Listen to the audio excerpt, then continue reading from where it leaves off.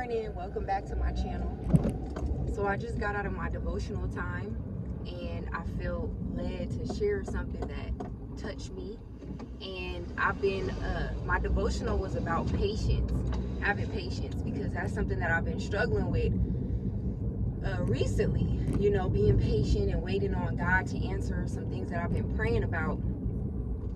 And the thing that stuck out to me in this devotional was it was saying that patience is not something that's passive.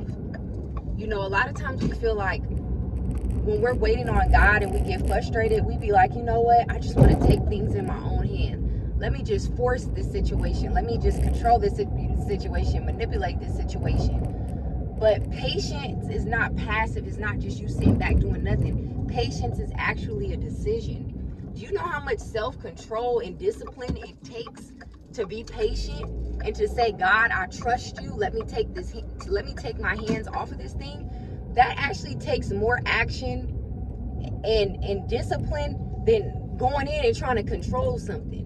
When you're trying to force something, you feel like things are moving and things still don't work out, because after you're done trying to manipulate and control and force a situation to happen, and things actually end up worse than what you expected, you still have to come back to God. We come back crying to God, and then we're still praying, please help me. So actually sitting back and being patient and trusting God, that takes work.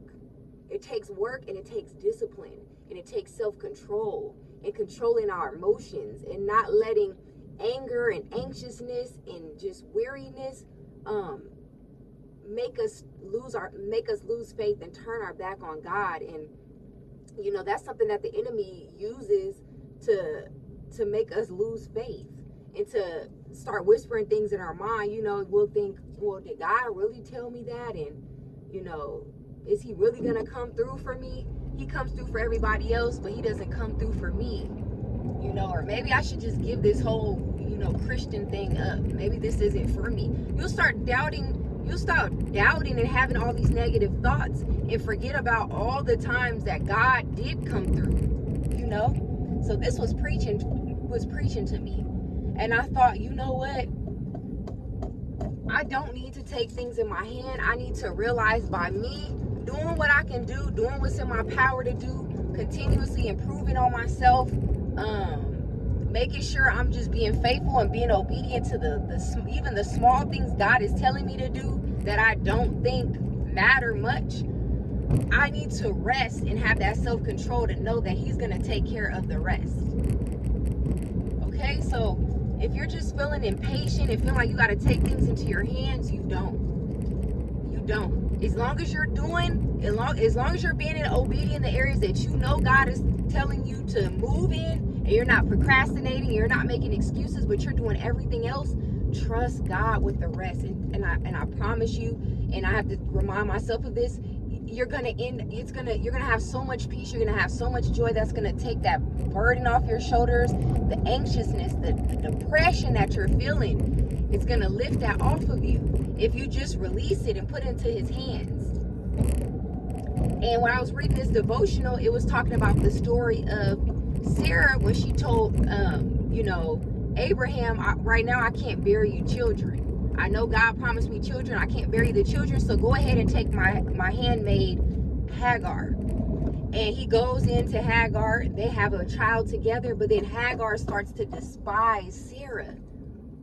So now there's conflict in the home, so much so that Sarah begins to deal harshly with her, and Hagar flees into the wilderness.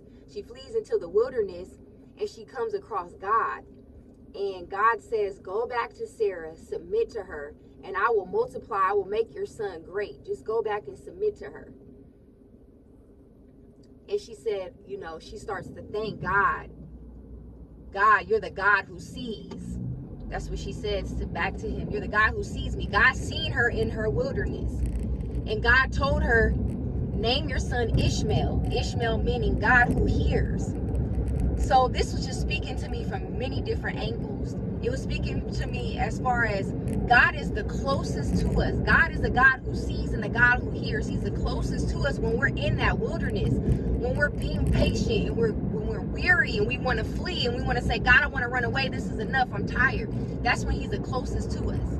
If you notice, when things are going good for us in our life, that's typically when we're most distant from him, because everything's going well. But a lot of times he uses trials and tribulations in our situations to strengthen us, to build patience, to build endurance, to build character, and to draw us close to him.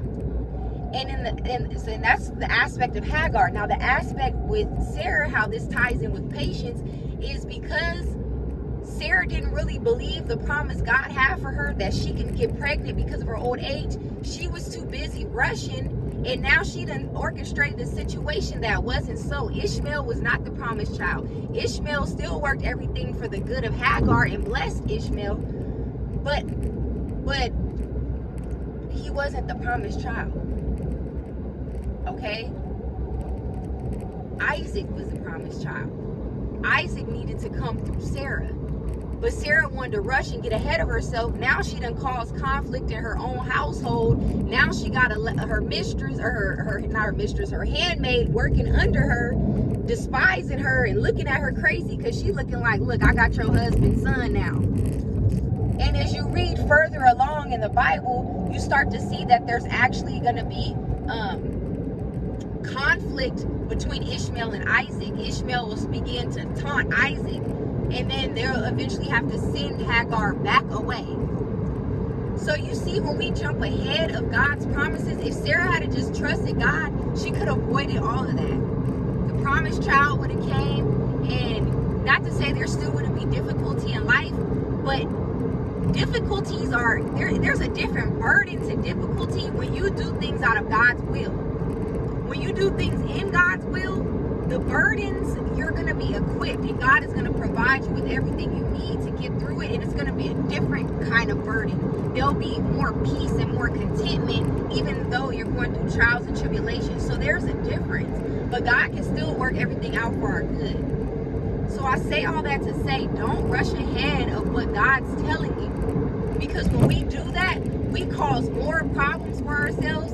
Now that we got to go back to God and pray and cry out about, and then we want to get angry with God and say, help me in this area. Why aren't you coming through for me in this area? Why am I going through this? When we put ourselves in a lot of positions and situations that we didn't have to be in if we had just been obedient from the start.